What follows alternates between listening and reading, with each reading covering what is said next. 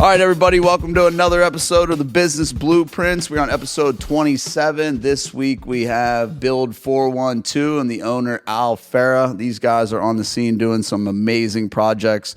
You know, what's cool about construction is there's a ton of different ways to do it, and you know, these guys really blow the top off the design aspect on all their projects. That's the one thing that you can go and check them out for. Your designs on your projects are super cool. But thanks for coming on, man. Thanks for having me. Glad I made the cut. Yep. So how did you end up getting into construction? I always ask someone that. Like, how's it happen? You know, because there's a lot of guys our age that don't want to do it. How does somebody get into construction nowadays? What made you do it? A lot of different areas you could have went into. Mine was like sheer luck. Yeah. You know, I grew up, my Call dad. it luck, huh? I guess, yeah, dude. My dad was a contractor growing up. He was more of a carpenter, Yeah. but, you know, then he got into, before he retired, a couple big jobs, a couple big commercial things downtown. And I used to go help him. So I've been banging nails with him when I was younger. And then, you know, you get away from it, start chasing the girls, and you know how it is, playing in the streets. Oh, yeah.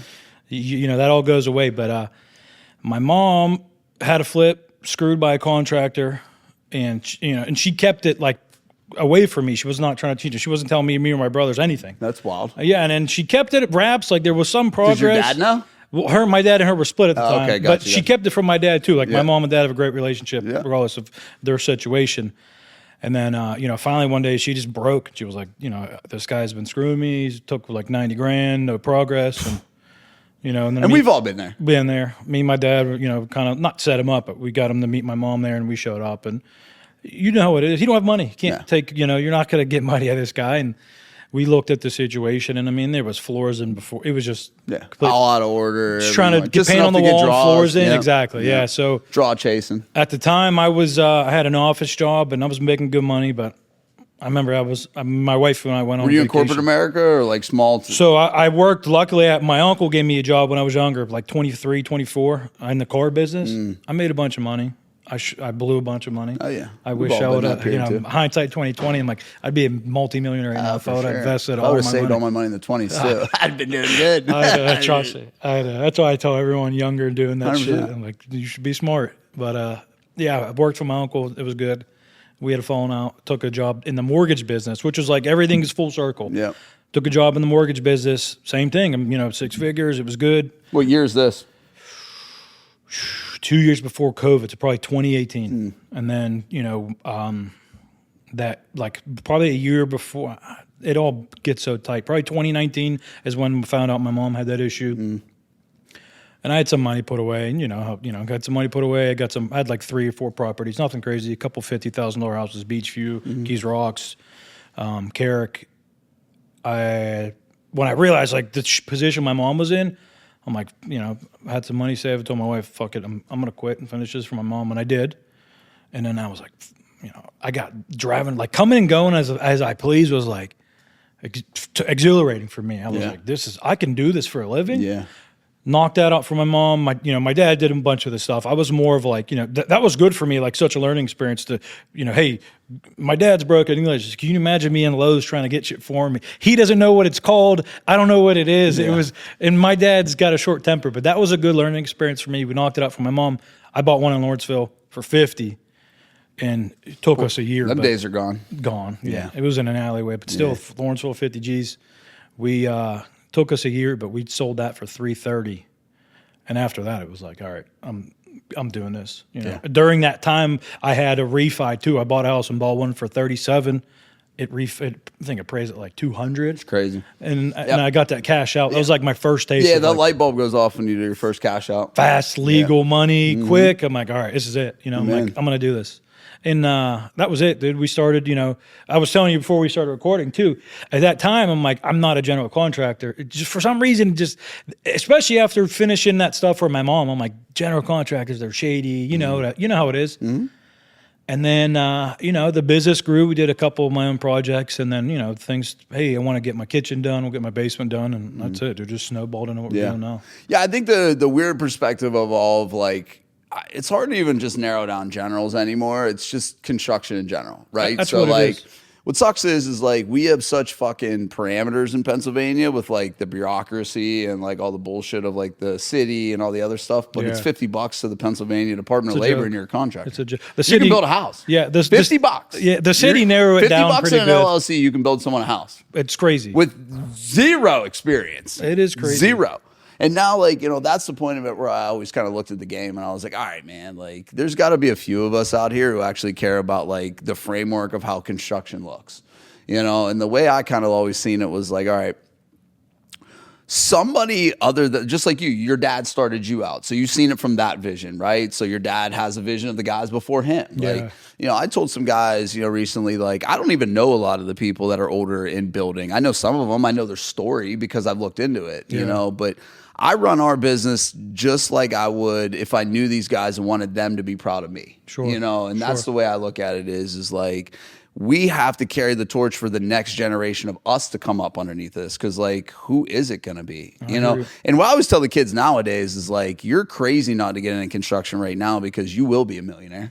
Hands down. All my little cousins. Hands down. You go to college right now, you're a fool. My cousin yesterday. Unless you're very specific. You're right. You know, because there's such an opportunity in the construction world that will not be seized for those who can't work. And that's the issue. There is that void. It's you know, dude, if you go to, if somebody calls you and you show up there, you're just light years ahead of everybody else. When I started like getting into I got a strong chokehold on my neighborhood like a couple of years ago, and you know they would all say the same thing. Mm-hmm. Man, you answered the phone. Dude, I'm like, man, you answered the fucking phone. Yeah, and you know, and then they tell you the same thing. Like, yeah, I've had a couple guys show up and no one sent me a bid. Yeah. It's like, why even waste your time? Why? You know what I mean? Well, because we had the same conversation with it today. So we developed a purchasing team. So we send out and we're working our way into POs where we're doing our own takeoffs, we're doing our own pricing, we're sending out to our subs, hey, this is what we think where are we at? Are we in the world of reality here? Or we need to make any variances? Let's talk. So, you know, we get a lot of bids from, not a lot, but we get usually 3 bids per phase just to compare where we're at, you know, who's doing what's doing what.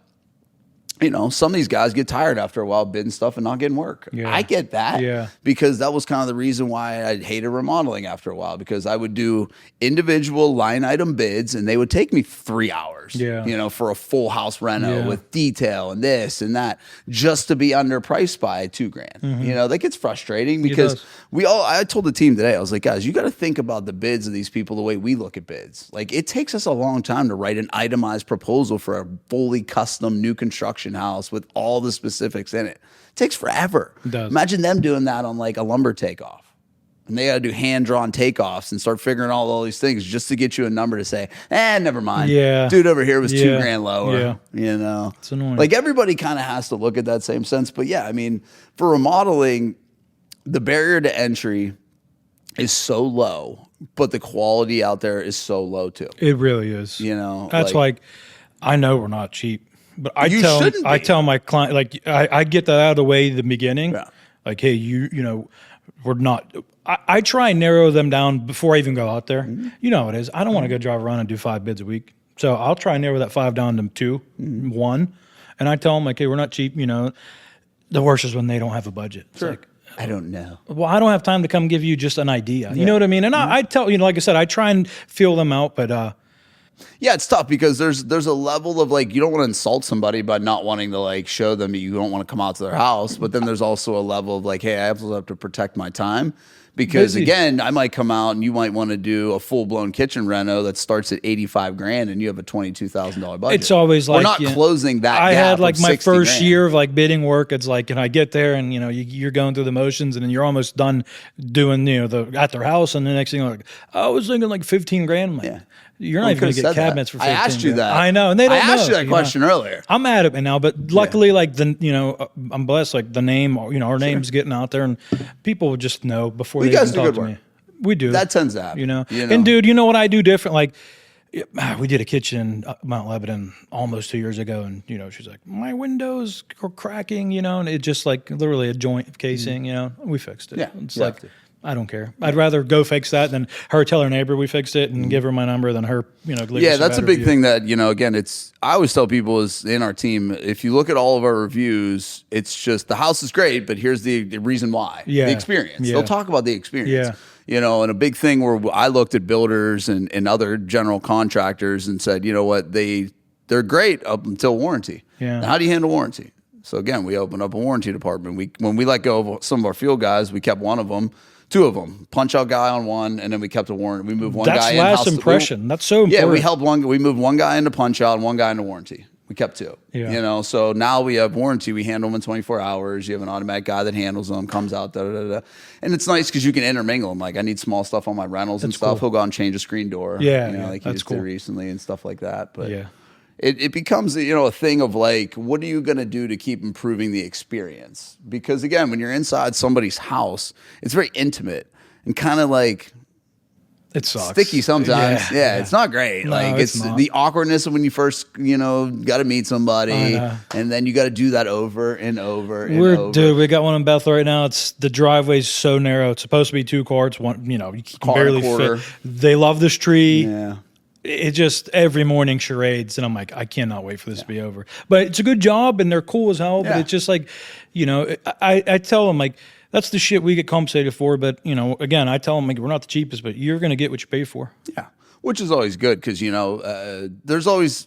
And that's kind of the tough part about remodeling is there's a lot of guys that don't know how to bid and are willing to do it for less because they actually don't know like their overhead. They don't understand what it all goes into this. They don't understand that like, all right, I'm going to go do this job and I'm going to make $5,000. And I'm like, yeah, but you made $5,000 in 7 weeks. Yeah, I know. Like that's gross. Yeah. You didn't even pay taxes yet. Like that's $2,000. That's I had that growing pain. You got to figure out learning your numbers. Like you go from you doing shit on your own, and you go into bidding, and you think, oh, this is a $70,000 job. And then at the end of the day, you're 74. Like, fuck, I made $12,000. It's like I could have could have did 10 other things. No doubt. You learn, but again, it's just. Luckily, where we're at now, things are good as far as the contracting. Yeah, so I mean, what's nice about you guys is you do a diversity of things. So I think we were talking a little bit before you started. You do a little bit of customer stuff. You have your own, personal projects, and then you guys got started with the personal stuff. That's like I said, is that still like your ratio is more personal projects as opposed to customer projects? Yeah, I mean, I got an end goal. Like I want to have I got numbers in my head of where I want to be net rental income. Yeah. Like dude, is that net rental income or unit? I don't give a shit about unit. I don't. Like people get so caught up in that. Answer. I literally don't give a shit about unit counts. I want to hit my number. I want to make X amount of dollars every month, and then I can not chill, but then I can focus on other things. And you know how it is. Every time you get to a certain goal or a certain number, you just push the goalpost back. Especially people like I feel like you and me are probably like minded. You're all over the place in your brain, and you have a new idea all the time, but. I just always got something new I want to do. Yeah. You know what I mean? I love the customer stuff, but the customer stuff is kind of like to supplement my payroll and my other stuff so I can have my guys work on my stuff. Like a lot of times those customer jobs pay for my overhead and my payroll. So my guys work on my projects for free. I get, a little tax stuff here and there, which is good. And then at the end of those projects, I can get a nice chunk of change. And I mean, the game is all about how can you move money in the most efficient manners. Exactly. It's now like... before Doge was a real thing, we were already kind of doing that inside of our business of auditing, saying, all right, well, let's say last year our cost of goods sold were $6.5 million. Well, I'd call bullshit that there's $500,000 in mistakes in there. Yeah. No doubt. Yeah. So how do we find it? Clean it up. And that was the reason why we opened up certain departments to figure out like, all right, well, we know that this vendor right now is charging us $5,200 more for windows than this vendor, but why is that happening? You know what I mean? True. So, but it's not a thing to go back to your vendors and just be like and sever relationships because relationships are what got you to where you are. That's so true. Like it's a thing to open your eyes and open people up to saying, okay, well, we can't just charge Hemlock whatever we want, or we can't charge Build412 whatever we want because they're auditing it. It keeps people on their toes. Sure. But again, you want to go back to your vendors and say, hey guys, here's what we're seeing. But before we do this, we want to make sure that our end is super clear and that we're not going to you and saying, hey, this is wrong, but it's not apples to apples. Quiet mouth starved, dude. So for us now, it's like, hey man, you need to sharpen that pencil over there. Because again, we found 4 things recently that saved us 30,000+ on each build. That's so crazy. We do 20 builds a year. That's so crazy. That's 600 grand. That's nuts. You know what I mean? Like that's nuts. That's where you're at now. And, that's smart. You guys got that process in place though, because again, there's other people who could have just kept going and going. They will. And No, going they will. And never even put that. Because people will be like, the thing about vendors, and they'll start to do this if you don't audit them. Dude, I just had the same conversation with my HVAC guy. Like, bro, why you were at 7 2 years ago? I'm like, how are you more expensive than the strangers off the street? And he's like, oh. And we've been doing business for years. And then he, because they get comfortable. I know. That's and what that's it the is. same That conversation. happens all the time. And you're going to have that with everybody. You're going to have that, oh, dude, this electrician's Matt, one of my guys makes fun of me because every time I get a new sub, it's great for 4 or 5 projects. And then I'm like, fuck, dude, this was like 6 months ago. This was $5,000. Why is it 8? You know what I mean? And then you get comfortable, so you're not on top of things as much, you know? Yep. Well, that was the thing too. So we just started with our leadership team. We had a sub-allocation meeting of so we have 7 new build starts coming up here soon. So it was, okay, who are we going with on this site for excavation? Is that the best excavations? We got to move a lot of dirt. Yeah. We think, does this guy stay within his parameters? We have 3 electricians. Okay, how far is it for this one? He's going to charge us for drive time. How are we closer to this one? You've got to really start thinking about that stuff when you start playing the game on any sort of scale. That's you being an operator. I like operations. Yeah. That's kind of more the game for me, but I'm the opposite. I like being in the field and doing all that shit. Yeah. You know what I mean?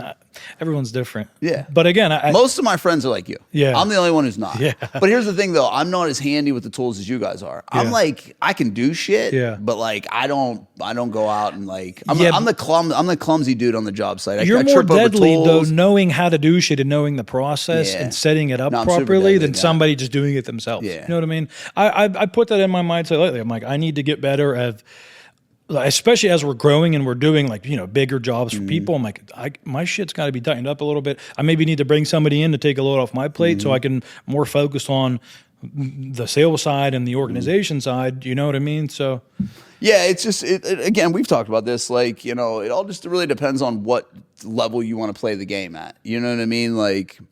Regardless of what, I always tell anyone, I'm like, all right, so the remodeling and new construction is 2 different worlds. So remodeling, anything over about $1.5 million a year in gross sales, regardless of what you're doing, whether it's your own independent stuff or you're doing customer stuff, is a lot of construction. Ton. And it's a ton. And I know a couple dudes that are doing over almost $3 million plus in the Pittsburgh market in remodeling, and it's crazy. Fucking bananas, dude. That's crazy. I don't want to be. But again, it's easy because I look at it, once we drop that stuff, I'm like, all right, so we'll probably do almost $20 million this year in new construction. And I'm like, it's crazy. Focus on that. I'm like, this is just fucking, We did, we got a little taste on new construction. We did it for ourselves. Yeah. Did that hunt cabin. Yeah, it was dope. Dude, I was like, fuck, I just built a cabin on a couple weekends and subbed it all out. Organizing that was so much easier. Oh my god! Oh my god! Yeah, it was easier to do that than it was to renovate a duplex. If we're gutting a duplex, that was 10 times easier, just so much more efficient to set yourself up. And that's when it got my brain turning. I'm like, all right, let's. You can. But that was one thing too. I'm like, I want to build nice, sick houses. I want to go to the nines. I'm like, who the fuck's going to hire me to build a house if I never built one? So we built that. We're going to build another spec house. But then, basically do what you did. That's what we did. You know what I mean? That's exactly what we did. We built 4 specs. And then I started realizing, again, we talked about this, was the holding cost of it. And, Chris funded them, and I love Chris. Chris is the we man. all know not the cheapest money, and I've never borrowed money from anybody else. I don't care. Chris is the easiest, coolest dude. The convenience matters to me more than anything. I say the same thing. I love Chris. I would never be in a position that I am without Chris, and he's one of my guardian angels. But I look back on it, I'm like, bro, I got murdered. But again, though, but this is when I realized brand, and you guys understood that early on too, and you're doing a great job of it, because the people walked in the house and they were like, "Who built this?" And they were like, "It was such and such LLC," and I thought it wouldn't have mattered, because in the city of Pittsburgh, it don't matter. True. Lawrenceville don't mean shit. No. 34th Street LLC, no one cares. Yeah. The suburbs, they fucking care. Yeah, they care, because you got Miranda, you got Ryan, you got Infinity, you got Heartland, you got. All these people that have brands and names, so and then their worry was, well, is this guy going to be around to warranty this if I have a problem? Yeah, this is a lot of money here. True. I guess that is, you guys started just have to kind of go that route. And, the thing for us is like, we started looking at like efficiency and how you can, improve on that. And now it's, for us, but again, like you got to want what you want. The customer stuff is very difficult because you have to be so thoroughly detailed. Because if not, you're going to get picked apart on a level like remodeling like you've never seen. Yeah. Because like they'll open the door up for every sector of like if you leave anything like little gap, they're going to just wedge it open. And the next thing you know, all hell's breaking loose. That's punch list and some of those jobs never goes away. And that was why we created the design studio from our very first office. Yeah. I had to have a design studio, So everything's pegged before you even start. Yeah. That's just how we're going that direction with customer jobs. It's just like has to. I can't. And there's a reason why. There's a second reason why. I think a lot of people misunderstand the reason behind the design studio. So as you know, when you sell product, you become a dealer. I'm a dealer for Shock cabinets. I'm a dealer for Fabwood cabinets. I'm a dealer for Hardwood Resources. I'm a dealer for Mohawk floors. I'm a dealer for all these things. So we have a markup on it, which is decent. Some of them are bigger than others. Yeah. But what that does is it allows me to make a decent margin on materials to where then if I make a mistake or something comes up, I don't even bother you. Sure. It just... Sure. And then what that does is it eases the tension with the client. Meaning like, oh, shit. They were cool with that. They like that. Okay. Yeah. Okay. Well, sometimes you give them an inch, they take them out. They definitely will. Yeah. And you got to be very clear with that. Sure. And, we do a lot of no charge change orders as well. Even if the smallest thing changes, we do a no charge I change do the order. same shit. They appreciate that. Yeah. They do. Have to, because then you're documented every step along the way. I tell them up front, like, hey, we're probably going to be more expensive than two other guys, maybe under one other guy if you're calling these big people. What I said, I'm not going to come in here and tell you a job is going to be $100,000. Then when it's said and done, be about 50, because that's what two other guys are going to do. You know what I mean? Yep. We've been doing this long enough. We know kind of what to expect if we open up a wall. It's not catastrophic unless I made like such a big mistake. You know what I mean? But it's you're paying for that up front. Yeah, you're definitely paying for the convenience of a process, and there's definitely a lot of guys that'll come in and start at 50 and try and end at 200, and you're stuck. And then you get that call. Hey, we talked to you last year about this addition. The price of the brick is gone. Yeah, exactly. Seriously. Even we just got a small. I've been done remodeling and it's been not even that long. 6-7 months. But like we just did that Florida house, and the way it was constructed is it has a course of brick, cement, and another course of brick. I seen the brick on the inside. Yeah. It was two fucking things of brick. So when we did the kitchen, that created just an absolute nightmare of like skim coating to get the feather out for the backsplash and set the cabinets correctly. And you're setting into 1939 plaster. Oh yeah. So like we were shooting 7-inch crown on, and like Penrod shot one in, and hit the corner, hit the ceiling, came back, shot through the side of his finger. That's fun. It's just. That's what makes remodeling tough, dude. Yeah. And that's why like people don't understand you have to charge for it. You do. Because there is a shitload of variables. There's a lot of things that go on. There's a lot of problems and issues that we have. And even on like a small project, like a bathroom, it's still 4 weeks. It is. 4 weeks is quick too. Yeah. Yeah. I like to take my time on shit. I'm not in a rush. You know what I mean? Yeah. Especially, like I said, we used to, I used to try and tackle. I was old school. I'll do it. We can do it. We can do it. All of them. All the projects. I used to get sick of my guys chasing paint touch for 2 weeks. I'm like, pack up your shit. We're done. We're not doing that anymore. So now we're subbing a bunch of shit up. Yeah, we just, I tell you, anybody that gets into construction in general, like the biggest thing everybody wants to do is like, we do it all. I'm like, that is fucking dumb. It is. I'm like, because you're not good at it all. No. And I'm going to tell you right now, you start getting 4 stars and 3 stars and 2 stars and 1 stars and you're going to get smoked. Just stay with what you're good at. I tell my tile guy, dude, focus on tile. Yeah. That's all. If you focus on tile, you make $1,000 a day with your eyes closed. 100%. Literally, if you're efficient and you're good, you can make so much money doing tile. You don't got to do all this other shit. You don't need all these tools. You need a van with your wet saw and your snap cutter and a couple things and you're good. That's all you Minimal need. overhead. That's it. That's what I'm saying. I went, my problem was I grew too big. Like I got a taste of, a couple refis and then a big job in Upper St. Clair, and I did what every idiot does. Dump truck. I'm building a cabin, buy an excavator, buy a skid steer. So you just buy another one. Yeah, and then I had to get a bigger one. Yeah, of course. Yeah, why not? Got to get a bigger one. It's I ran into that issue. You know what I mean? And then on top of that, we had like 4 or 5 jobs at one point, and then I just bought like 3 places to keep the guys busy. And then just like you said, there's holding costs on that. Hard money will murder you. So people. Well, that was it too. That people don't understand. There's a stress that comes with money.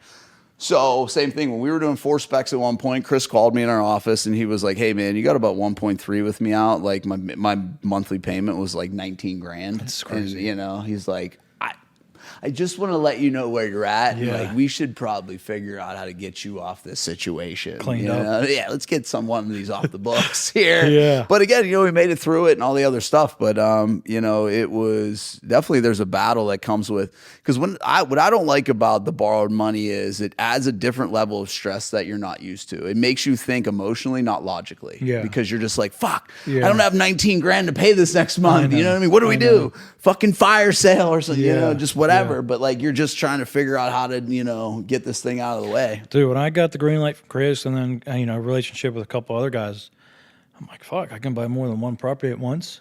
And then you do that, and then next thing you know, like I said, you have that 6 months to a year.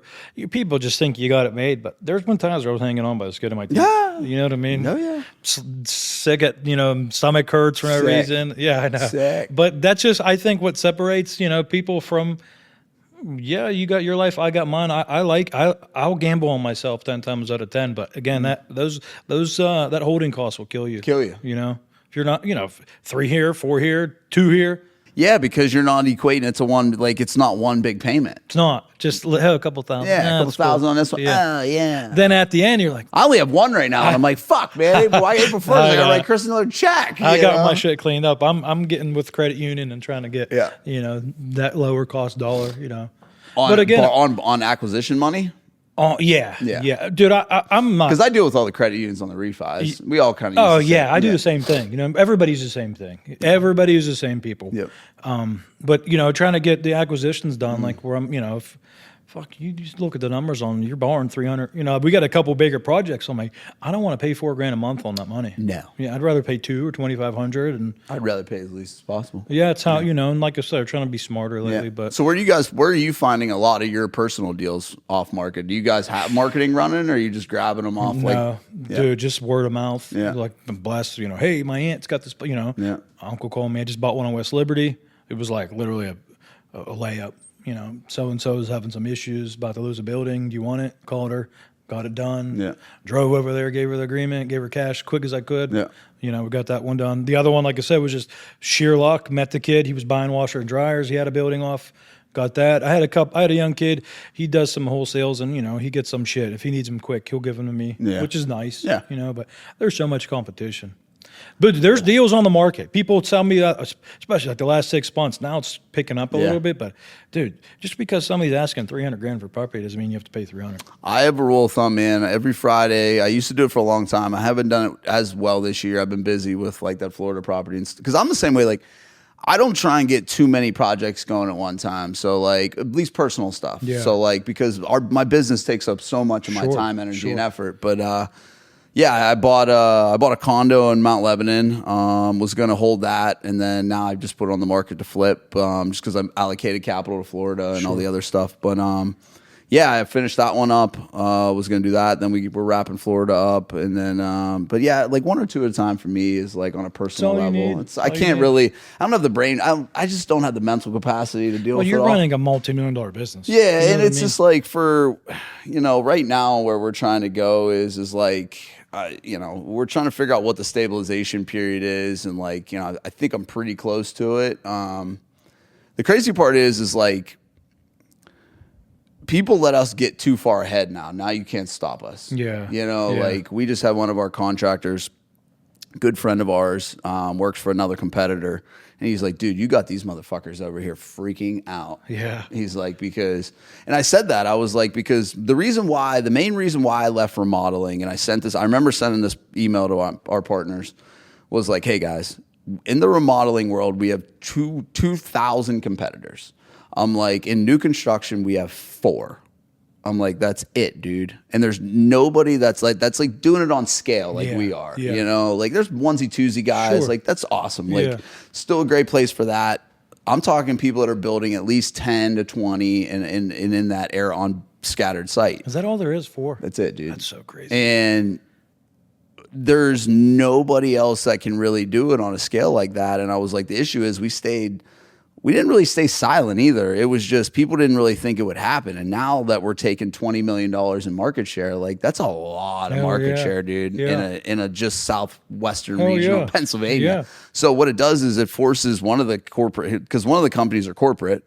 So it's either you're going to look and say, hey, this is no longer a territory that's valid for us and we're making money, so we're leaving, or we're going to make you an offer and have to buy you out. Pick one, you know, because we bought the office off the other guys that left the territory. You know, it was like, fine, we'll take it. You know what I mean? Hell yeah.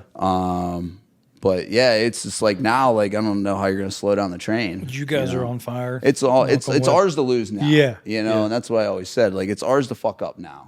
You know, and it's important though. Like with you guys, what's cool is like. Now, some of this, like that Venetian plaster work and stuff you were trying to mimic and things of that nature, are those your own personal projects, or is that a? So that one in Highland Park is for a buddy of mine. Gotcha. I grew up with him. His dad owned that house. He got the house. Yeah. So that house has like same amount of value. Yeah. It's fucking sick. Dude, that's $500,000. Yeah, it's sick. Been there for over a year. Yeah, it's sick. I'd love to wrap it up. If you're watching this, come on, let's finish that one up. But dude, it's really nice. But even in our own shit, like, you know, even my rentals, I put nice shit in there. Oh, no doubt. You know what I mean? No doubt. I'll spend the extra $5,000 here. That's what was going to be my question. What led you guys to that more of a blown out style model? Because, you know, I come from an era of like, I worked at Urban Capital 16, 17 era, whenever like flipping became like the thing. Enormous. Yeah. So, but it was a scaled thing with them, or it was not really blown out. It was kind of the stereotypical white tile subway, get them in, get them gone, volume style. We've done a couple like that. Yeah, you know what I mean? But like, what kind of led you more to that like artistic, you know, transition of investing? I just like doing cool shit, to be honest with you. Because my buddy's the same way. Like Penrod and them are the same way, dude. They do nice shit. Yeah, you know what real I mean? Nice shit. People gravitate towards that. Like, because he likes it that way too. He's not a business guy. Like he runs a business, but he's like, bro, this is my artistic value. He built that like squash court. Yeah. I'm like, that's the type of shit I want to be doing. Like, that's fun. You know what I mean? Yeah, it is. That's what I'm saying. And then me, I'm over here and in for the business side of it. Nah, I mean, dude, I just, you know, when we first started, obviously you want to get your toes a little wet. Like we went all out in the first one. It was cool. And I don't know. I just figured to myself, like, I can't sell, you know, in the future, I kind of had people who were going to come to me eventually. I'm like, I can't sell work to people if I'm doing flipper gray shit and, you know, cheap cabinets. I'm like, I want to do nice shit, you know. Especially if you're doing transitional customer-based stuff. Yeah, exactly. You know, if I can't sell somebody a $100,000 kitchen and show them something that has white shaker cabinets. I got to show them some nice shit. You know what I mean? And again, I like doing cool stuff. My guys, like, dude, Mike Carpenter's a beast. He can do anything.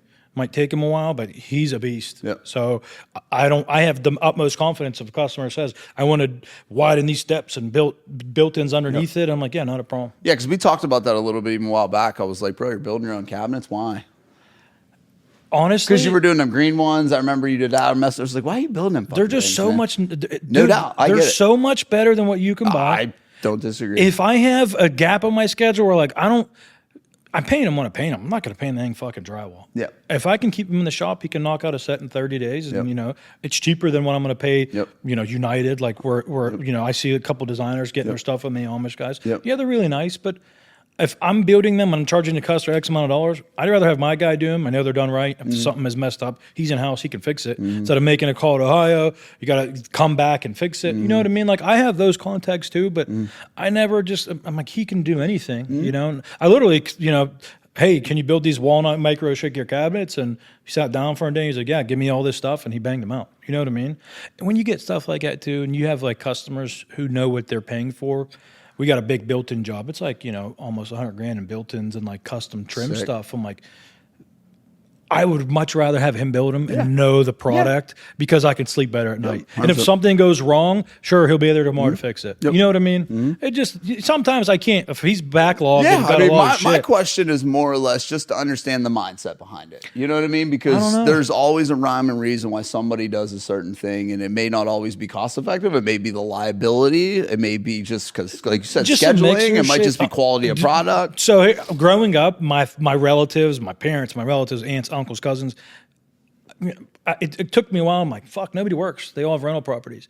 But a lot of them are in Oakland. And then I seen, you know, and then obviously like my dad hasn't renovated his Oakland house in a long time. Like he cleans it up and stuff. But you know, and like, you know, my mom's got some stuff where some, you know, we've remodeled a couple of her stuff really nice. Some of them is just like, she don't even have, I'm not even involved. She just has like Joe Schmo do it. And those are things that need touched every year. And then you're dealing with lower tenants.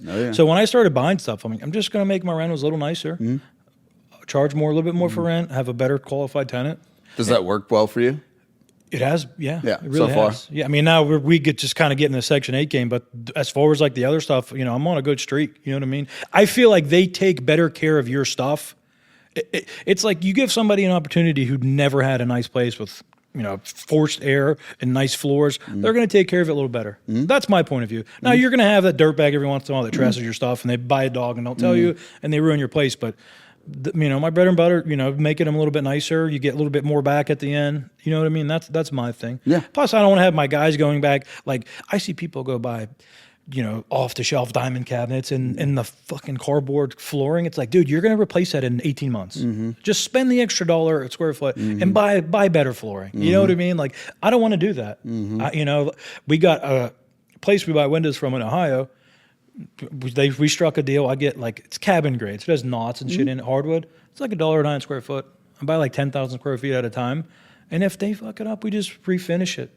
Instead of real hardwood. Yeah. It's real nice. Hardwood. Oh, yeah. Nice. It's like, okay, if they piss on your laminate, you're going to have to come rip it all apart. But I mean, it's not white oak, but yeah. No, I don't care. It's red oak with knots, but not a problem. It's durable, and I could refinish that 10 times before I have to replace it. You know what I mean? Stuff like that. Yeah, no, you that's know, a like good I point. said. And again, it just comes back Because I to, hate LVT. it sucks. Hate LVT. I the same Hate way, it. dude. It sucks. Fucking I hate would it. put hardwood in it. We've if I switched, I don't know, 6 times in the last 3 years of just having LVT pop on like, because here's the thing, like, you know, we offer in our package full first floor LVT, except for bedrooms. We do carpet in the bedrooms as our standard. But like, really with LVT, you should have a threshold like every fucking 11 feet. I know. You'd have thresholds fucking everywhere. I know. You wouldn't have one open space. Dude, we did a job and client LVT. It's supposed to be hardwood. They did LVT and popping.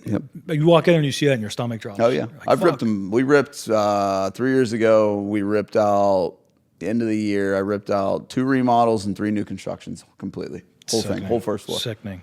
Got rid of the floor lines, threw them out. I get it, like you know, and it's not always about the cost of them either. Like sometimes it's a die lot problem. Sure. You know, sometimes it's just the corners, the connectors suck. Yeah. And then sometimes it's like if you get someone who, I hate to say it, but if you're a little overweight and you're sitting on a crease on an island, you're pushing on that chair, and you're pushing, and you're pushing, and you're pushing. It's going to snap. Yeah, I know. You know, and he's like, "What are you gonna do, man?" I'm like, "I got to pull fucking 7 rows now and the fix name 2 of the game. pieces." Name of the game. You know, That's at least with hardwood, you can cut it out. That's why One individual piece. I trust me. I mean, I probably can do other cost efficient stuff, but again, I try and put nicer. Yeah, but it's good for longevity. I actually like the mindset behind that and the way and you put that in your rentals. Yeah. I mean, as long as I'm going to keep getting it for $1.09. Yeah, you know what I mean.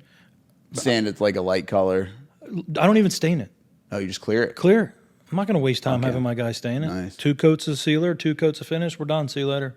You know, it's been great. You know what I mean? Like I said, we haven't had any issues. We had one that got this, not ruined, but the apartment cut trash. Oh, I bought a dog. Sorry, you didn't say I couldn't have a dog. I'm like, it's in your lease. But dude, the floor held up. Everything was, stuff was effed up, but the floor held up good. Yeah.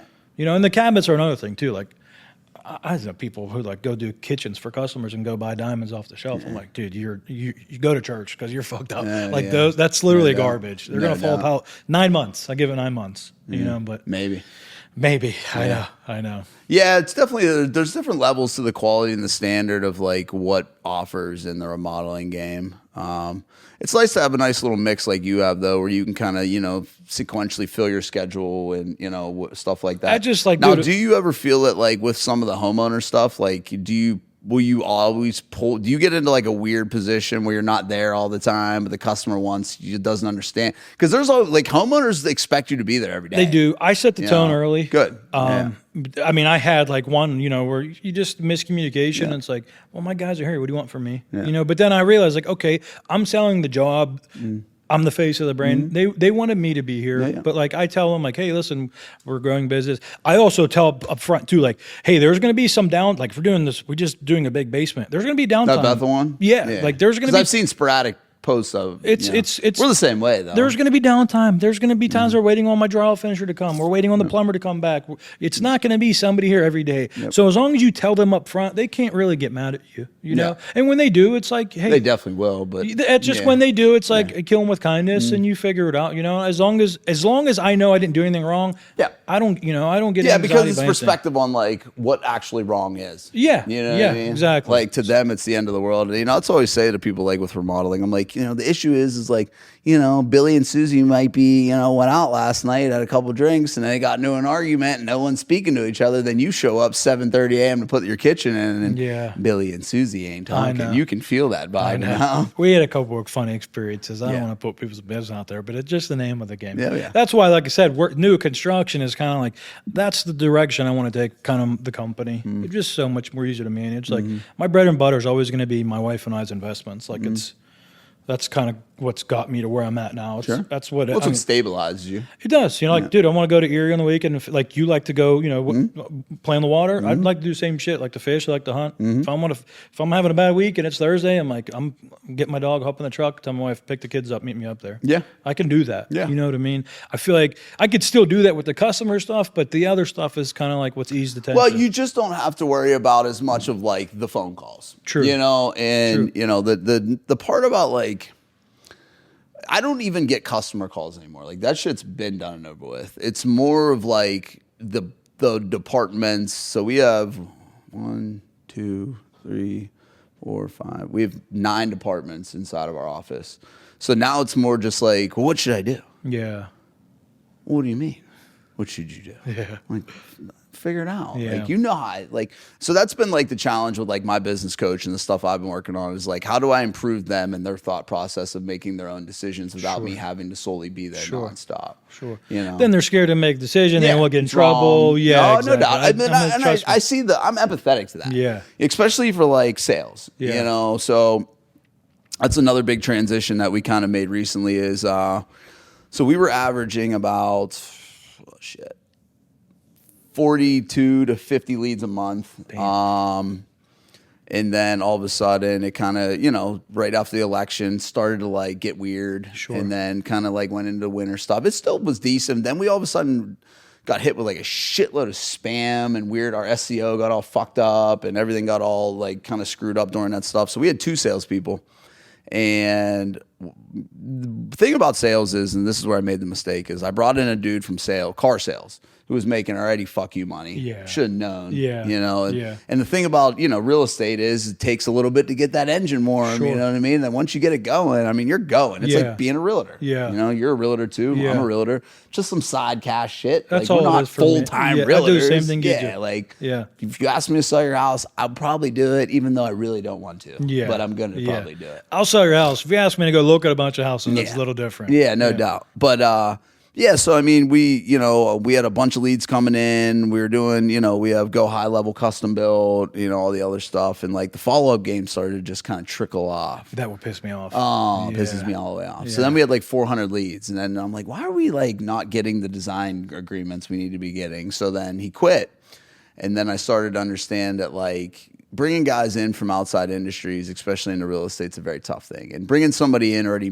used to making 20 grand a month, that's hard. Yeah, hell yeah. Because they're not going to make 20 grand a month right off the rip. Yeah. You know, but what it did show me is like, I need somebody who is going to keep track from the first initial appointment all the way to the final build closing, who can keep this all organized. Sure. So we just hired a young kid. Is that what your sales do, start to finish? Yeah. Well, not now, but this kid will. Yeah. So like, this kid's going to be the one who like sends the agenda meeting. So like sends so we're big on setting the stage of like what we're going to cover in a meeting. Yeah. So like the day before we'll email our clients, say, hey, tomorrow's your selections meeting. We're going to be about 3 hours. Here's what we're going to cover, just so you want to, you know, preemptively, you know, prepare yourself, yada, yada, yada. And we send them a lot home in the selections process with a lot of things to digest. What are you going to go through? Here's some pre-selections. You can go into Builder Trend, look at some of the stuff we offer, kind of get familiar.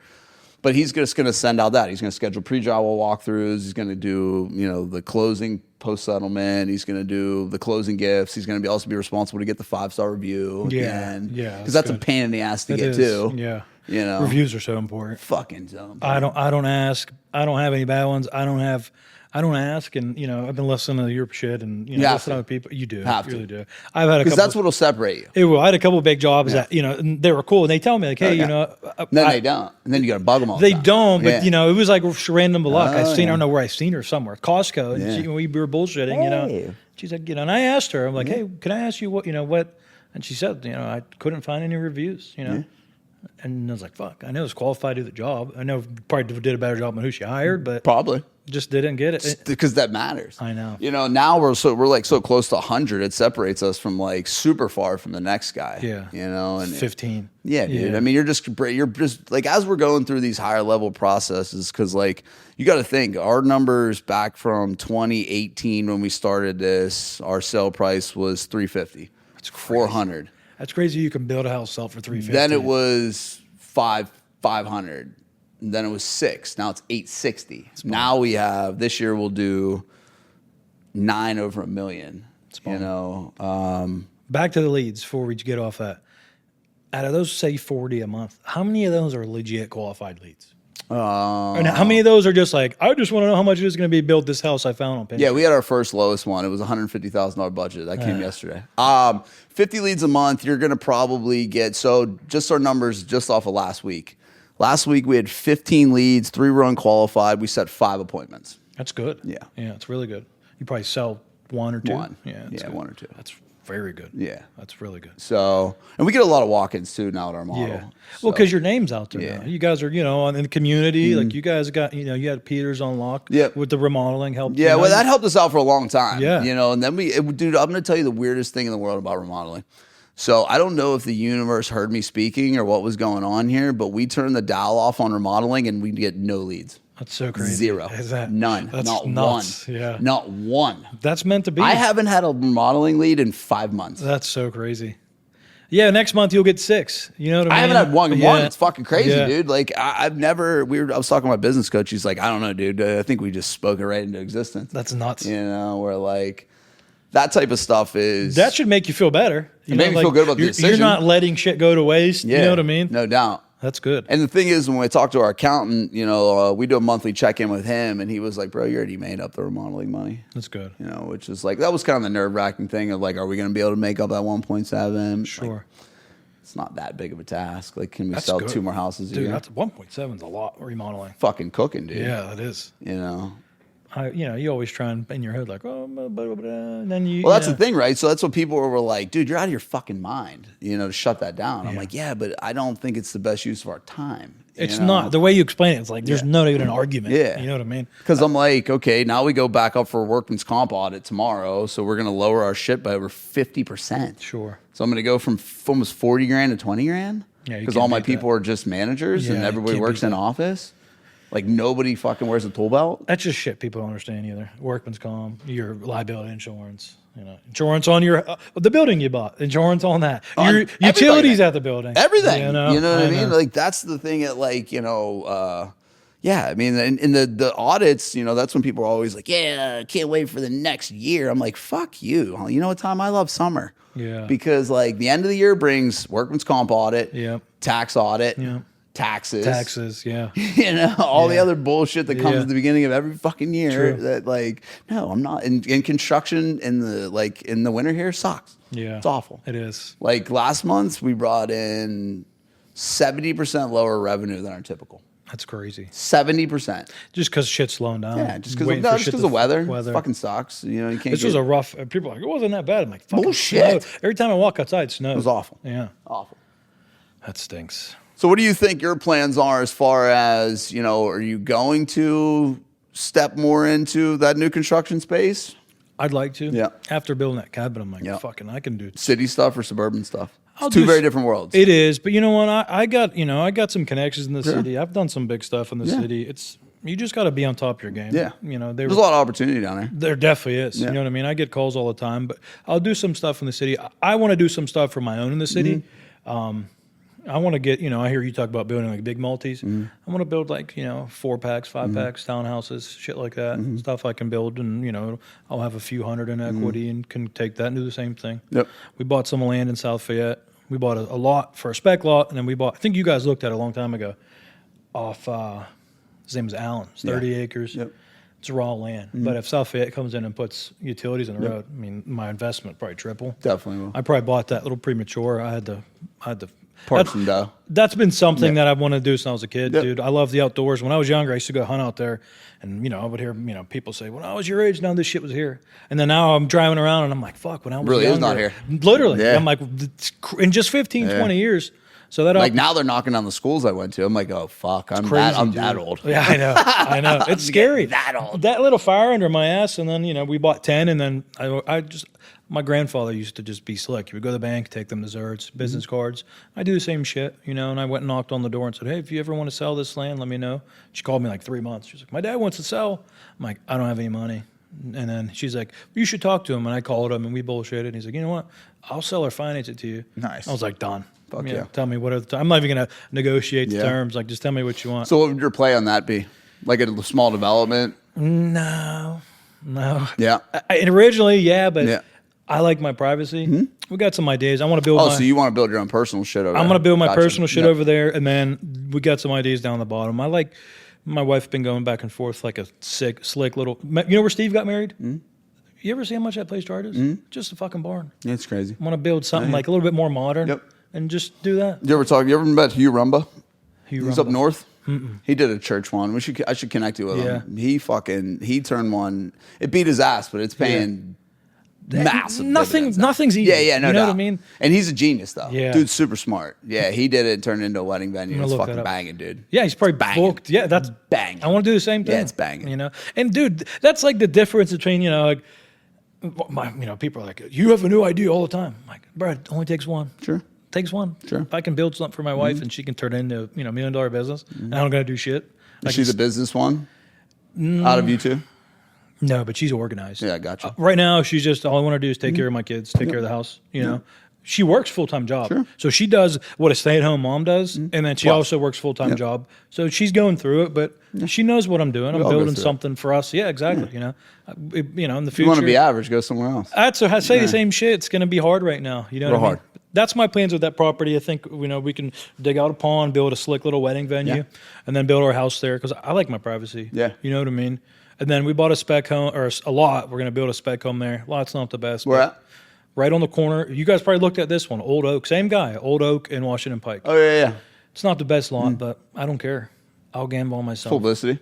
Yeah, that's all. That's literally. It's just like to me, it's an opportunity thing. Yeah, I built them too on the corner of Peters over there on Beebold and the other ones. I did the one on the small one on the right that everybody hated on, but it got 200,000 views on Instagram. But That's all it is. yeah, but everybody hated on it. But it didn't matter to me. I did a discount because I wanted the advertisement. That's dude. If I'm gonna build, You know how many cars drive by the fucking thing a day in That's- Peters Township? I'm- Like dude, a I'm- bajillion. I said the You know how many same thing. How many free leads I've gotten I on know. that thing? I told my wife, like, imagine a Build4 in Tucson right here. I got friends who are like, hey, we want you to build us a house. And 3 months later, they're building a house with somebody. And if I was them, I wouldn't want me to build them a house Yeah. either. I haven't built a house in Pittsburgh yet. Yeah. But I'm like, I got to do it. Like, I know what my goal is going to be. I want to build 1 or 2 nice ass houses Yep. a year for people who are not really watching the budget. They want something nice. Sick as fuck. Sick as fuck. That's Yeah. it. That's what I want to do. They're like, yeah, dude, I want this, I want that. Like, yeah, not a problem. I really want to bring. I know you've seen me go to those ICF classes. I kind of want to bring that here. They're cool. I've been I looking looked into in them that. for a long time. It's like, dude, I just don't want the liability of having to warranty that specifically for a decade. So that's the rule in Pennsylvania. Yeah. It's like, so the reason why we do poured walls is we've had 100% success rate. And us as builders, you'll be the same thing, is you have to warranty your foundational, your floor joists, your trusses, and your foundation for a decade. Then everything behind the wall is 2 years and bumpers 1 year. Yeah. But like, that decade's a long fucking time, man. It is. You start getting bows in them bitches just because of. But you said that to me before. What to me, and honestly, reality, what's the difference between a foreign wall, like what you're doing, and then that stuff? Nothing really. You just don't take the form off. I just don't want the liability of our guys doing it. I see what you're saying. Yeah, I see don't what want you're that. saying. But I will tell you the 2 biggest determining factors of your success in new construction will 100% be your foundation guys Yeah. and your dirt guy. For sure. Yeah.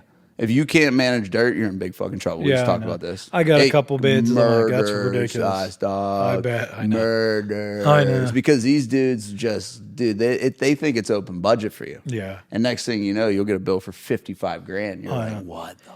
I hear you. Dude. I've gotten some quotes that are just like Astronomical. one's 38,000 and one's 12. I'm like, what am I missing? Yeah, You a know? lot. So, whoa, Someone it's is. 3,500 just to bring the dozer out here. Oh yeah, I'm like, mobilizations. Yeah, I know. 1,800. I know. You know, I hear you. but like, I get it. Everyone's got to make money. That's one thing too. yeah, like, but here's my fucking thing. I'm down with that, man. Yeah. But like, you know, our excavator recently did some egregious ass shit, and I'm like, listen, man, we've been using you for 5 years. Yeah. We bring you into our office regularly to go over every single fucking number of this thing, and you don't ever come anywhere near them. yeah. I'm like, why do we even come in? Why do we bring you into our office? Sure. Why do I pay you $600,000 a year? Yeah. Why do we do all these things? Like, because you obviously don't care.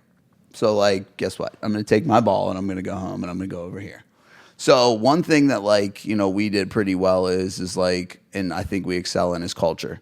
So like, we brought over, I mean, poaching's the name of the game, man, but I didn't mean to. But like, we took Miranda's top guy over in Thomas Jefferson, and That's what happens. yeah, he got tired of That's working not there. your They fault. treat him like shit. Yeah, they treat him like shit. But he brought over his good plumber. He brought over his good excavator. He Yeah. brought over a guy that owns a bunch of property. He Yeah. brought over like, Yeah, it's good. That's the game, man. It is the And, game. like, you know, for us, it's okay. Well, how does it work with the help? Yeah. You know, and so one thing about us is where we needed to get a little bit better was tightening up from drywall to completion. We need to tighten that up because we want to hit 8 weeks. We're hitting about 12, which is again another month in cash flow. Yeah. You know, because Yeah. our size right now, our payroll, just our office staff right now is about $1.2 million a year. Damn. So our payroll is about 100-ish thousand a month. You know, That's just what people can't grasp. yeah, The cash flows. yeah, it's just gotta be crazy. So you're just trying to balance these Yeah. things out, right? And so, you know, with that is he was building houses in 90 days. Now, do I want that? No. Yeah. But what I do want is a nice medium. So Yeah. like 120, 140 for us, great medium. But that because that'll condense our sales cycle down. Because what we're working on now is how to get our sales process down from 5 months to 2 months. How do we get our build process down from 6 months to 4.5 months? How do we get from 9 months on the big ones to 7 months? Efficient. Because now we can Not fit cutting in. corners. Yeah, now we Yeah. get not cutting corners, not Yeah. cutting materials. I'm going to put in all the same quality materials we do everywhere. I just want to be efficiently running. Mm-hmm. Because what I tell people is like, all right, so when you start to run a business of scale, efficiency matters more than your gross number. Yeah. Because let's say you're doing $10 million a year. So that averages out to 1,800,000 so a month. Let's say you're 10% more efficient. That means you're making $80,000 more a month. Yeah, that's crazy. Now you're building a house without building a house. Yeah, that's crazy. You know, Yeah. like that's what I tell them. Like I was telling our purchasing department, I'm like, guys, if we can find a few things here, all right, like we found our vendor was, you know, we were getting overcharged by $5,100 for the lifestyle Pella windows. Yeah. I use windows in every house. Yeah. All right, so 20 houses, $5,100. That's What do you think? That was just a like you guys got comfortable calling the same people? Yeah, that happened. it's easy to do. It really is, yeah. Because you're just like, all right, Done. on to the next thing. Yeah. Instead of like, because before that, like a buddy of mine or our purchasing department was like, how were you handling this prior to us? I'm like, we really weren't. On a macro level, we were. Yeah. But like when all of our help was building houses 12 at a time, we don't have time to sit down and look at budgetary line items and who's the best price and who's this, what's this guy's number, what's this guy's number. Sure. Like we have a full team that sits in there and Steve runs it, you know, the purchasing department now. Like that's all they do is run spreadsheets, run data. They're doing their own takeoffs. They're building Square. They're doing this. They're doing that. I'm like, guys, I want this whole thing right here to save $1 million. It's not even unrealistic. It's not unrealistic at all when you're doing $20 million in construction, because when people think about construction, they have a misconception. I'm like, guys, $20 million in construction equals to about $10 million in goods. Mm-hmm. There's a lot of mistakes in there. Hell yeah. Misordering, Yeah. savings, Yeah. vendor pricing, Misordering rebates, such a big one. Yeah. time at the store. Yeah. We ain't going there. No, misordering is such a big one. That's another thing too. Like I spend so much time picking shit up and getting stuff, and I'm like, We went to Home Depot this weekend 22 times. I bet on your own project is different, but I bet 22 fucking times. I know. I wanted to kill myself. I know. So how do you guys have the vendor relationships? Or are you still keeping it kind of local? No, we do got some good, bigger ones now. now? We have been, you know what I mean? We got Brookside, we got a couple places in Ohio that take care of us. You know, I call around like, dude, I don't want to say. Do you get a lot of your shit delivered to the sites now, or do you still lately? go pick I've been, It's a game changer. It right? really is. I'm not sending my guys to go pick up 60 sheets of drywall. I'm just going to get them delivered. 100%. Same thing, even the deck materials. Like he's going to go there. It's going to take him a half an hour to load them in the truck and to strap them up. Then you got to drive back from Liberty Lumber or from Brookside or wherever he goes. I'm like, I don't care. You know, time is money. Like for sure. If you think about what you need 3 days before you need it, I'm sure it'll be there. That's another thing too. Like I've been getting better at that. We're like, all right, I know we got to do A, B, and it's another thing with cash flow. Like if I got 5 projects going on, I can't, you know what I mean? I got to really watch what I'm doing, but things have been better and we got lean. So now I'm like, all right, I'm going to just order everything we need from basically end of drywall till then, whether it's going to go to the warehouse or it's going to go to the job site, it's there. I used to let my guys go to get stuff. I will, like, dude, if you need something, go at the end of the day or go on your way to work. Don't fucking let me go to Home Depot and see you there at 2 o'clock. I'll snap. For sure. They love it. they all do. Electricians and plumbers love to show up at 10 with nothing, go to the store and come back at 1. They do. Yeah. And they don't work for, even electricians and plumbers, they don't work for me directly, but it's like, dude, come on.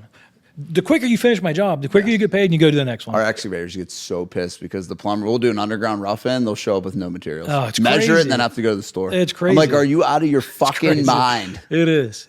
Yeah, the worst is one of my guys. You know what I mean? Like, oh, yeah. Because they'll tell you at 10. They'll tell you not that they could have told you the day before you needed materials, but they'll tell you the morning of. As I'm growing too, it's like I'm not there as much. So it's like, oh, I already ran this morning. It's like, but you got to communicate. That's another thing. I got to. Guess what, guys? You're going home today. I know. That's what we do. Send them That's home. what we did. Send them home. Yeah, I've had a couple times where a little bit of lip here and there, but I love my guys. But I don't want to say run a tight ship. I'm the opposite. I like to give them. I want them to be happy.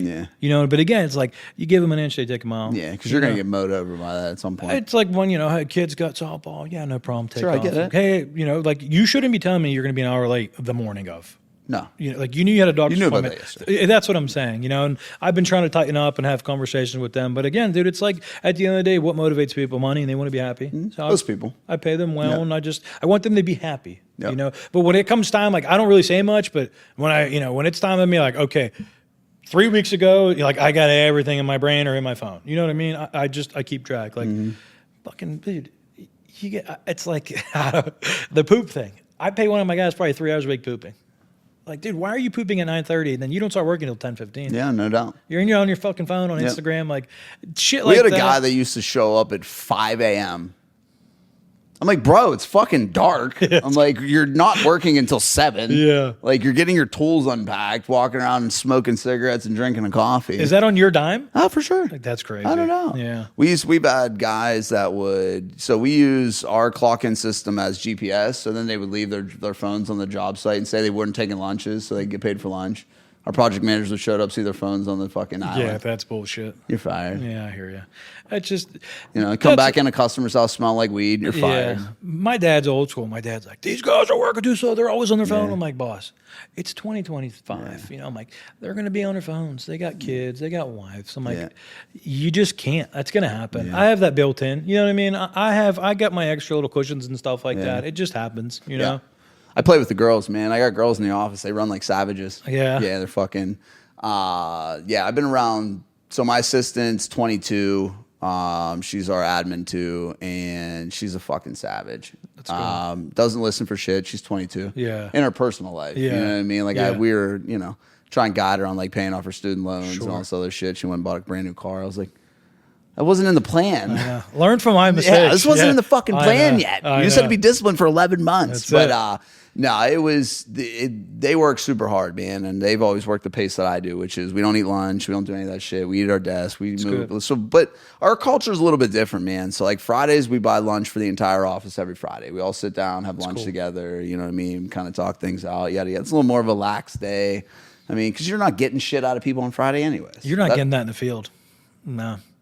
My guys want to have a lunch conversation at 10 o'clock. For sure. I'm like, dude, can this you is wait? Union time. I know. It drives me crazy when I walk in and they're like, what do you want to do for lunch today? I'm like, dude, it's not even 10 o'clock. I hate the conversation about lunch. Too. They know how to really piss me off when they start doing the group text about lunch. I know. I'm like, get the fuck back to work. It happens, though. That's just shit All you the deal time. with when you run a business. Yeah, all you the know time. what I mean? So what are some of the unexpected things that you kind of see now that you didn't think of when you started taking on this stuff as you've grown? You've grown quick, for sure. It's been quick. Yeah. Thankful it's grown quick. I learn the new shit every day. You know, there's just, it's never ending. Yeah. You know what I mean? Shit like that. You know, I always hear you say, you got to know your numbers. Like I said, when I kind of, I kind of hit a home run from the gate and I kind of started going and growing and I'm just like, oh, it's going to be like this all the time. But you go on a run where you don't have any customer work lined up and then you have your own personal projects and those are not fun. You know what I mean? I'll fund some rehab. I'm not. Yeah, but there's not profit in that for 4 months. There's not. Yeah. You know what I mean? Then you're like, shit. Sounds good in the beginning. Learning how to get lean, how to save money with doing this stuff. I just, same thing you were saying earlier with like how numbers creep up with your subs, like my insurance. You know what I mean? I had to get that straightened out. Yeah. It's like, dude, why You start getting clobbered. Yeah. It's like, well, what's going on here? I would buy shit and be like, yo, I'm buying this in 3 days. I forgot to call you. Can you get this insured? I wouldn't even look at it. You know what I mean? Yeah. And lately I've been on top of my shit like that, trying to figure out where the best, Small micro pieces of the business. Yeah. And then I'm looking at the big picture of things too. Like, I don't advertise like my brand. It's kind of word of mouth.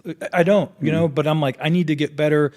I hit the hurdle now where it's like, all right, can I afford to pay somebody to be like a project manager where he's just going to be basically driving around doing what I'm doing all day? Then I'm like, what am I going to do with my time? But I'm like, I'll figure it out. You know what I mean? I'll figure it out. I'll figure out how to make more money for the business. And you always will. It's it. So the cool thing about when you do that shit, it forces you to level up. Yeah. So when I hired, what was the last fucking piece that like kind of... when do you know, Brian, when you hit that, like, I know now for sure I'm there, but like, what are signs for you as like, all right, I need to bring somebody in to take a load off my plate?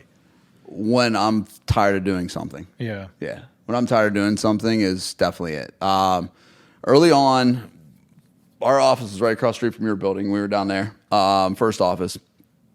I think we're probably very similar in the sense we move at 2,000 miles an hour. Yeah. So I move at 6,000 miles an hour. I'm a visionary too, the same as you.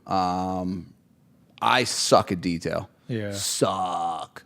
So I hired my aunt, and she's my second in command for me, and that's a non-negotiable. She is someone that has been a rock for me for the last 5 years she's been with us, and awesome. She reads every fucking contract. She reads everything that I don't even read anything that I sign. Yeah.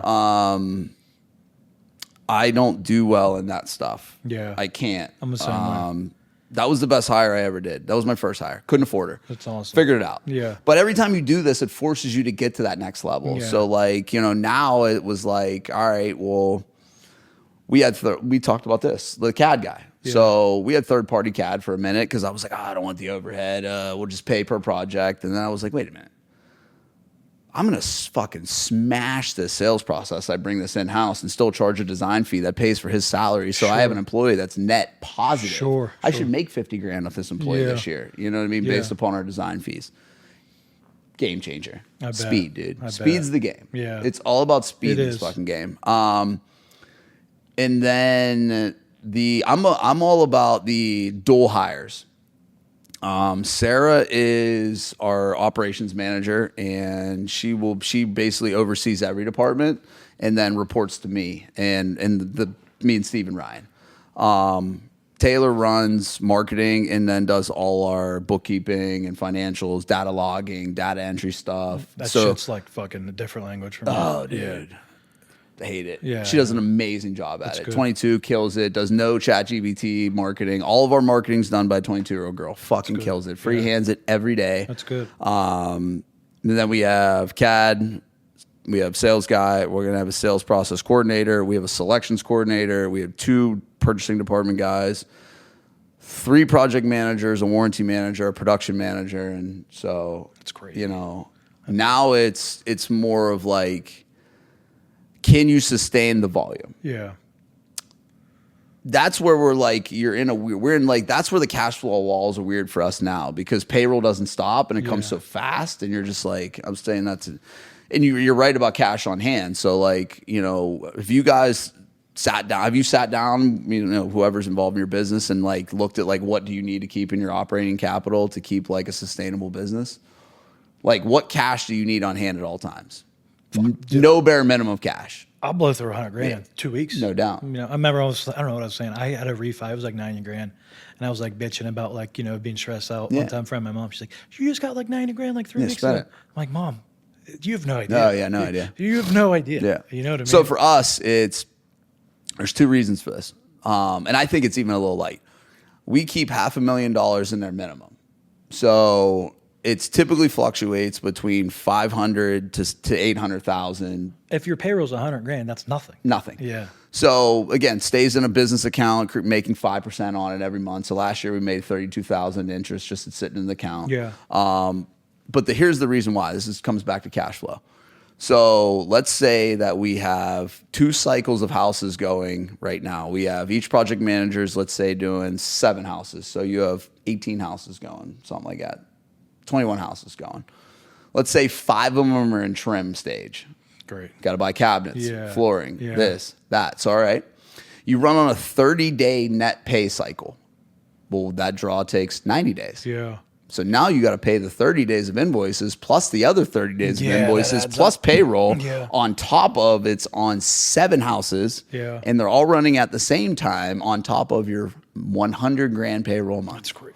So now you better have real fucking cash on hand. It's nice to hear like you have you got a nice well-oiled machine, and you're trimming the fat, and you're getting more efficient. Always fine-tuned. Everybody has the same issues on different scales. That's what I tell everybody. I'm like, because I always get this shit now where like people, you're damned if you do and you're damned if you don't. True. If you have a big business, you damned if you do. Yeah. If you don't have a big business, you damned if you don't. Yeah. So like now to be like, you can't relate to me, you're too big now. I'm like, no. Whoa. Back up. What's your problem again? Communication. Oh, mine too. My communication problem is from department to department, though. It's not just you to somebody else. Sure. But that person who didn't tell that person something changed on a drawing just cost us $12,000. Yeah. All that changes is the cost of the problem. Sure. It's the same fucking problem. It is. But until you stop and analyze them and be like, all right, cool, we need to, this is how did this problem happen? Cash flow, dude, is king. Cash flow in construction is what destroys everybody. It is. My like personal projects have been a lifesaver to me. I've had some shit I've had a ton of equity in, and dude, I love Chris. Yep. Dude, can you do me a favor? He's help the me fucking out. man. Help me out, bud. Can you wire me, and then on Need this. a little help. If your numbers are good, and I haven't missed a payment with him and ever, and he knows my product. Yep. So again, it goes back to relationships. Yep. My other hard money guy's like, dude, I see you have you have success on Instagram, and it's like he's cheaper than Chris, but they're both the same. Yep. Like I can call points him, and percentage equal out. That's it. Yeah. I can call him like, hey, dude, can you do me a favor? Yep. And he'll be like, yeah, what's the problem? And I tell him, he's like, yeah. No For problem. me, I like less points, and I would take higher. I'm the same way. I'm the same way. I don't want the points. I'm the same. I feel like you're stealing from me with the points. I don't like the mindset of the points. I got bro, a big fuck project. You. Like, you want 4 points? Get the fuck out of here. I've done $22 million in construction. You get to a point where all right, dude, I'm not flipping my first house and fucking care. I've earned 1 point. I know. It's like, all right, we'll do a 6-month loan and then for 4 points. I'm like, dude. Or no, a 6-month loan for 2 points and then a 6-month extension for 2 points. I'm like, why don't you just tell me you're doing a 12-month loan for 4 points? Yeah. Because that's what you're doing. That's exactly what you're doing. And we're going back and forth, but it's like, same thing as you. It's like, I got things rolling. I have other, you're not the cheapest. No. I'm just looking for some creative now. My problem right now is I'm looking for, as I get these bigger remodel budgets, the 300s, 400s, I'm looking for like institutional loans where I'm only paying interest on my money when I use it. Yep. I don't want to pay. That too. I hear that too. I don't want to pay 11, 12%. And I'm not paying 4 points on $300,000. No. You can fuck all the way off. Yeah, trust me. I'm out. It's just, I'll go ask my grandpap. Yeah, I know. Growing pains. Yeah, I'm not doing it.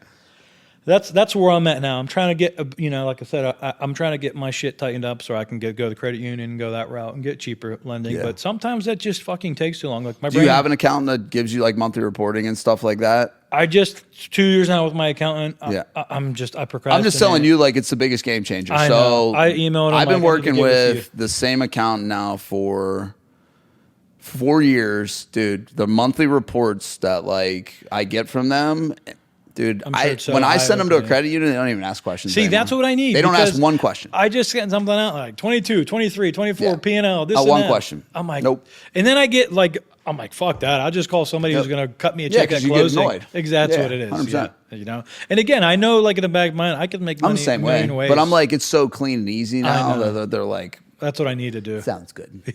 Please upload your taxes. Yeah. That's all we need. That's what I need to Yeah. do. I'm at that point now. Like I said, I got a bookkeeper, I got Yeah. accountant, but again, that shit to me is like a Because different I mean, language. again, I'm sure you guys, based upon even just your personal and what you're doing now, you guys got to be well into the millions of construction. So like, you're there of like a legit construction company. Like now, it's time to just tighten up the bolts of the people around you, like real estate attorney, bookkeeper. Sure. You know what I mean? Sure. Like that type of shit. We're working on that. That comes back to like, this is all started between like, all right, I'm trying to go to institutional and Yeah. get funding that way. Yeah. And it's like, holy fuck, you just asked for 14 things. Then I'm like, all right, I can't sit. I get anxiety if I'm sitting in my office doing all this stuff. I can't do it in a day. I just can't. It's going to take me 2 or 3 days. Yeah. I'm like, then all this other stuff is going to fall to the wayside if I don't go and check and make sure all the materials are there. So that's what I'm like. Yeah, I need to so hire somebody. this is where the accelerant won for us, because I'm a strictly office body. I never leave. I don't go to projects. I don't go to the houses. I don't care. Yeah. I don't go to any projects. I don't do nothing. I watch my computer. Do not care. That's crazy. Yeah, don't care one bit. I don't ever leave the office. But what helped us is, it's not that I don't care. It's just I love the office stuff. And you know that shit's getting done. Oh, dude, we're fucking moving. Yeah, dog. that's good. No, we're doing so much shit. But here's the reason that allowed me to be able to play the game at the level I can play at is I never had to worry about construction. Steve and Ryan always had it handled, always. Unless it's like a catastrophic fucking problem. Yeah. And now that remodeling's gone, and because I was a salesperson on remodeling, Those are so gone. like I don't hear from nobody. Yeah, that's cool. Clients don't know who I am Yeah. because I don't introduce myself as nobody. Nobody knows who I am. I just wander around as a guy that's like always looking at invoices and fucking yelling and yada yada. That's good. But yeah, I never had to worry about construction. So it allowed us to move at such a speed in the office that it just kept going and going and going and going. As long as those guys could keep up, like. What's your end goal with, Hemlock? Like if somebody comes in with a big enough check, are you going to sell, or are you riding it till the wheels fall off? Yeah. It's going to be big though. That's like that's 50 million or above. Yeah, that's good. Yeah. That's worth it. Yeah, 50 million or above, I'm out. Other than that, no. And then what? I'm gonna go fucking. I live on the river, so I'm gonna start a ski school, and I'll start a ski school in Florida, and I'll start a ski school in PA, and break even. I care less. Yeah, as long as you're happy. I don't want to I don't want involved in any shit for profit anymore after this. You know what I mean? Like I just want to live a life that I want to hit it hard live by. now. Hell yeah. I You feel the same way. know, for me though, like it was the long-term goal altogether is I think new construction in where we're at, sustainability is 25 million. I think that's about the peak of what's truly possible in our realm without getting into development. Yeah. So we were going to go the development route, and then D.R. Horton came. And then I was like, wait a minute. Hold on now. What's our business valued at? Not a lot. What's our business valued at? 65 billion. It's crazy. What's NVR valued at? Like 40 some billion. Like you're talking the number one biggest builder in the world. Yeah. And the number 4, and they're here, and they're battling each other head to head right now. I'm out. Yeah. So like and here's the thing, man. Like they have insurance attached to them, they have title, they have everything attached. They make money off their clients 5 times. I make money off my client once. Yeah. So and I only have to build 20 homes a year though to do it. Sure. Like they got to build 1,500. Yeah, it's like I was just up on stage with one of the guys from NBR. Just in Allegheny County alone last year, they built 355 houses. That's absurd. Not even including any other county. That's absurd. It's fucking nuts, dude. It's crazy. That's crazy. You think about the construction you do in 12 months. Them dudes are out there building 355 houses. It's just crazy. It's just fucking crazy. I know. So for me, I think, I would love the opportunity to let our employees, I want to be involved. But, I would love to, spend some time in Florida in the winter and that's the way to do it. And do that type of stuff. But that's the way to do it. yeah, that's the goal for me. But I think sustainability for us is about 25 million, and we'll probably plateau there. I think we're going to get there in projected the next 3 years. That's awesome. So What's that? Hopefully. 8 years took you to do it? yeah, That's awesome. yeah. Good for you. But that's the wild side kind of to it, in the sense of like, where do you want to go? You know, and that's what I told you. I was like, everybody's different, man. Like, you know, for me, it was, and again, I always say this, this is my perspective. It's not everybody's. Like, if you're gonna get up and deal with this shit every single day, why not push it to the fucking max? I agree. Because we're already like, my phone rings a shit ton, so does yours. Yeah. Why not shoot for 50 million? Trust Why not me. shoot for, I'm with again, you. not unit count. Like, I'm with you. I hate the unit count. 1,000 It's just units, like, you 100, know, because it always, here's the thing, it keeps fucking moving. It does. I know. 16 and 17, it was 100 flips a year. Yeah. Now it's 1,000 units. Yeah. I'm like, what? That shit don't bother How me. about profitability? Yeah. Send me your P&Ls. I don't hear think you make any money. All that shit, like I said, people are different. Some people like, Yeah. oh, I got, 1,000 units, got this, I got that. I don't give a shit. Mm-hmm. I don't even put my phone number on the vans or trucks. Like, if I don't drive one because I drive like an asshole. I drive like a pure fucking asshole, and I will never have my shit on the side of the truck. I hear that's smart. Not even remotely. I'm with you on that. Yeah, I drive like such a piece of shit. Dude, I'm the same. We're very much, I like-minded. I don't give a shit. I want to hit my number, and I want to fucking buy 500 acre farm, and I want to fuck off. I'm with you on that. Yeah, no one bother me. I want to hunt, and then I want to place in Florida. Go with my kids in the wintertime, kids and my wife. Yep. Kick it down there, and then that's it. You know what I mean? I'm a Yeah, it's man. lifestyle by design, man. Yeah. Like, what do you really need, or what do you really want to do? What's I'd like to that? get some couple M's and do some lending. That's another thing. I just had lunch with someone last week who's trying to solicit me, and he's telling me stuff. I'm like, fuck, that's the right. You know what I mean? You float a couple million out there. Yeah. Your money works for you. Yeah, so here's my 2 cents, and we'll wrap up here in a minute after this, because I know you want to get into some of these things, and you're growing. So like, I know what you're going to go through. I wanted to ask you what, because I went through a lot of Yeah. this shit. So be very careful with the smoke and mirrors of new construction. Like, if you need me, call me anytime. I've always answered your texts. I've always answered your calls. Dude, there's some fucking shit that people will bait you into to try and buy because it's their problem. Yeah. I've watched it. And I've watched other builders go bankrupt over stupid shit because they let their ego get too big and they bought shit they didn't fucking need. Sure. You know what I mean? Yeah. Like, shiny object syndrome and new construction is a real fucking thing because there's a lot of numbers involved, and they got real long. Not always the best play, dude. Like, as far as materials? it's just the project. Gotcha. Like, Gotcha. they'll be like, oh, we got this thing over in, let's just say, Lawrenceville. We can build 12 townhouses. That doesn't mean that's the project for you. Yeah. That doesn't mean Yeah. that.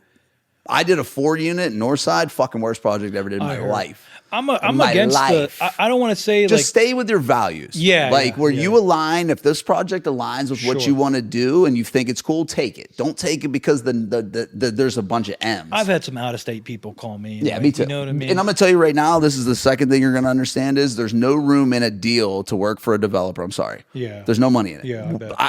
I tell people this all the time, guys, I'm sorry, not sorry, but I'm in it for profit. And I'm not here to share my profit Sounds with shallow, you. but me too. I'm in, You know what I I'm mean? not in it to share my profit Yeah. with you because you want to go and sell them on the back end for a profit. Guess Sure. what? That means you're cutting into my profit because you want me to build it for this much cheaper. Sure. I can't do that Yeah. because I'm working my ass off. And I'm not saying that you're not. Yeah. I'm sure there's a builder out Is that there what for you. happens? Yeah, Developers fuck yeah. approach you? Oh Yeah. yeah, all the time. I get it all the time. Hey man, we want to resell this house. Well, then when I run the numbers by them, they're like, yeah, that doesn't sound like there's any room for us. I said, I know, there's room for me. Yeah. What's up with them customers? you know what I mean? Like, we're builders, man. Like, you know what I mean? Like, I'm not a builder that's meant to be a developer, just like you said. I'm not the cheapest. Yeah. I'm not gonna be, but I'm gonna make sure that every client we have has a great experience. Sure. So that's what I'm saying. Like, when you get into new construction, take it slow. Do your due diligence. Make sure like you're prepped. Make sure your numbers are good. You know, if you need any help with anything, let me know. Sure. Appreciate 2 that. areas will get murdered: excavation, foundation. You'll get Yeah. fucking murdered, dude. Yeah. Because if you don't get out of the ground right, it's going to go downhill. I from know. there. That's the most important part. Secondary thing would be on the lending stuff. Is like people are going to want to attach to your success. Ignore it all. It's the biggest piece of advice. Because I get so many people now that are like, they'll try and look for some way to attach them to your success now. It's like, bro, I didn't do this for you. Yeah. I did this for us. Yeah. Like you did this for you and your team. I did this for me and my team. Like, Yeah. I don't know you. Sure. You know what I mean? Sure. Like we get so many calls now of people that are just like, how do I find a way to attach? I'm like, there is no way. Yeah. Like, yeah. because I don't I don't like, for me, I don't compare myself to nobody out here. I'm the same way. Nobody. That's the biggest downfall. And I say this all the time. Like, genuinely, we're all better together. Yeah. Like, me and you could work together and just refer shit. I'll refer all my city shit to you because I don't remotely want it. Yeah. You know what I mean? And I don't want anything in return. But here's the thing is like conversations. Just like we were talking about, why do you do the hardwood stuff? Like, what I'm interested now is the mindsets of other people. Why are you doing it this way? Because maybe I'm not thinking that way. Maybe I'm missing something that might save me a little bit down the road. But nobody wants to get out of their own stubborn ways. I'm with you on that. Yeah, you're stubborn and you think you know everything. I don't know shit. Every person I know who thinks they know everything or I don't know a fucking thing. Yeah. You know, what I'm here to do is I'm here to learn by your experiences and say, you know, man, that makes a lot of sense. I should try that, you know. A lot of people in my situation, you know, like I reach out to you like, yeah, I know you're busy, but I know deep down you're going to help me. I'll hit you back every time. Me doing that, yeah. A lot of people won't do that. No, they won't say, do that. Fuck him. He's my competition. Excuse my language. He's my competition. Not even remotely. Like, no, dude. Every time I call this guy, he answers the phone. 100%. Like, if you're gonna give me your ear, I'm gonna use it. 100%. You know what I mean? And I do the same. You know, people are crazy to not ask for help. I agree. I do. I agree. I tell people this all the time. So I call them my board of directors. When I don't understand, because I know my weaknesses. I'm not creatively smart on real estate deals. I'm not. Yeah. I am kinda. Yeah. But I call Alex. I'm like, yo, bro, like, how do you see this? Sure. Like, what's up, man? And like, that is my homie. Like, me and him are fucking tight. I love that dude. Started my construction career. Hired me on my first job. Yeah. Ever. I love you, bro. Yeah, that's my game. You know what I mean? And I've met a couple clients over the years who run Fortune 500 businesses, and they audit them and they audit hires and fires. When I have a problem with someone in the team, I call them. Hey, such and such. I got this problem going on in sales. What do you think we should do? Sure. You should fire them. Yeah. Or no, you should hold on to them. We got to work through this. This is their valuable asset to because you have to ask people for an outsider's perspective because we're reacting emotionally inside of our business. Yeah. These people don't. Yeah. They're like, whoa, you're going to fire them? Whoa, I'll hire them. Yeah. And then you're like, well, what do you mean you're going to hire them?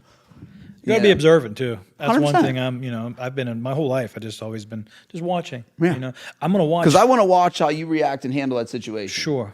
And with you, I'm going to watch what you do because you just built a fucking multi-million company in 5 years. Fast as fuck. Fast as fuck. That's what I'm saying. A lot of other people that's going to fuel hate for them. You know what I mean? Like, no. There's enough I love for seeing you win, dude. Yeah. And that's what I'm saying. Like, there's two different lanes to it, which is super cool. Like, for me, we don't do a lot of blown out. We're going to this year because of the price points, but like, we don't always do the blown out, stuff like that. And it's cool to see you go in your own route of stuff the way you want to do it and also growing your business at the same time. Because what it's doing is it's showing people out there that, hey, I don't have to go just this singular route. I can go this way, this way, this way, this way, this way. And all of us are going to be standing over here making money. Sure. And that's the cool thing about it. Like 7 of us go to dinner for real. We were just in our text group today, setting up a dinner coming up. All of us do business differently. We compete on nothing and we all make That's money. awesome, man. Like that's the reality of it, and that's the fun in the game. Is anything you need from me in the new construction side, man. You ever get caught up, just hit me up. Appreciate so where can everybody find your stuff on social media because they need to see it? You got some cool projects, man. You guys do great work. Thank you. You can check us out on Instagram.